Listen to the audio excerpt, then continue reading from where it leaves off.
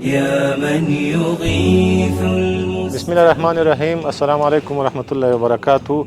موږ نن کابل ولایت د وزیر اکبر خان تپې په سر یو. دلته تاسو ګورئ د دغه سامو کیندله او ګټې اخیستنې ته تقریبا آماده ده. نو تقریبا 170 متره ساه دا وکیندل شوه، لویه ساه ده چې د دغو د اوبو نه به د تپې ته راتلونکي خلک یا میلمانه هم د څښلو د اوبو نه برخمن شي، هم د اودسونو د اوبو نه برخمن شي.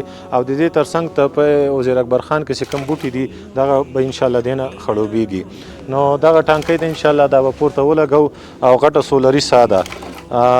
دغه صدقه جاریه د عبدالرحمن ورور ده، الله دې هغه نه قبوله کړي.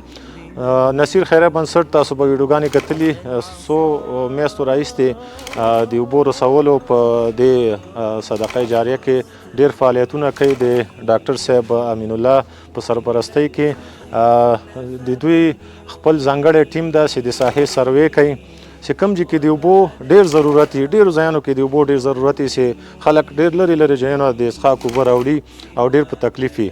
نو ډاکټر صاحب د نصیر خیریه بنسټ په نمایندګۍ د ساحې سروې کوي چې کوم ځای کې ډېر ضرورتمند خلک وي هلته ورته لویې او وړې ساګانې وهي.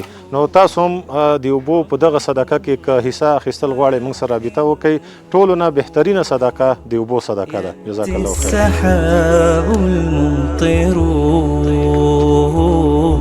يروي البلاد والعباد يا من يغيث المستغيث إن لم تغث. ماشاءالله ژوره ساه ده، اوبه یې دا ده تاسې کتلی شئ ډېر په سرعت سره روانې دي. الله دې د عبدالرحمن ورور ته اجر ورکړي، دغه صدقه جاریه دی الله ترې قبوله کړي.